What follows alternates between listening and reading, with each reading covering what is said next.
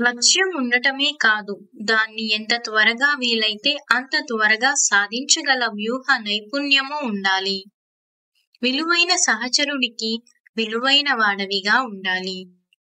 కాలాన్ని వృధా చేయటమంటే నిన్ను నువ్వు దోపిడీ చేసుకోవటమే.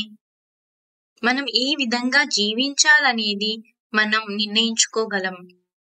సంతోషం అంటే ఆరోగ్యంగా ఉండటం, చేదు జ్ఞాపకాలను మరచిపోవటమే. ఒత్తిడిలో నిర్ణయం, సంతోషంలో వాగ్దానం, కోపంలో సమాధానం ఇవ్వటం చేయకూడని పనులు.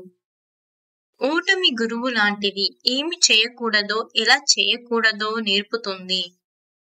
అందరిలో మంచిని చూడటం నీ బలహీనత అయితే ఈ ప్రపంచంలో నీ అంత బలవంతుడు వేరొకరు ఉండరు. ఎదురు దెబ్బ తగిలినప్పుడు నిరాశ పడకూడదు. జీవితం మనకేదో నేర్పేందుకు ప్రయత్నిస్తుందని గ్రహించాలి. కష్టపడుతుంటే తెలుస్తుంది బ్రతుకు విలువ, దూరమైతే తెలుస్తుంది మనిషి విలువ. మనకంటూ ఏమీ లేనప్పుడు నీకేముంది అనేవారి కన్నా నీకు నేనున్నాను కదా అనేవారు మనకు ముఖ్యం.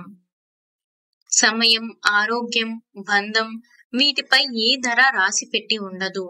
కానీ అవి కోల్పోయినప్పుడే మనకు వాటి విలువ తెలిసేది. ఆలోచనల ప్రవాహమే మనసు. కానీ నీవు ఆలోచన కాదు, ఆలోచనల మధ్య శూన్యమే నీవు. మనస్సు నీకు అధిపతి అయితే వినాశకారి, అది నీకు సేవకుడైతే సహాయకారి.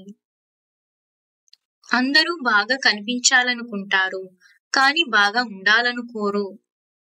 నీ ఆలోచనల స్వభావము నీలో ప్రశాంతతకు కొలమానం. మనం ఆరోగ్యంగా ఉండాలంటే మంచి ఆలోచనలే దాని రహస్యం.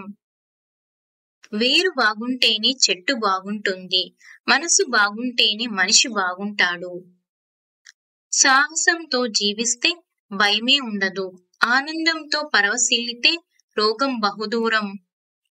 ఏదైనా నువ్వు చేయగలవు అనుకుంటే చేయగలవు, చేయలేను అనుకుంటే చేయలేవు.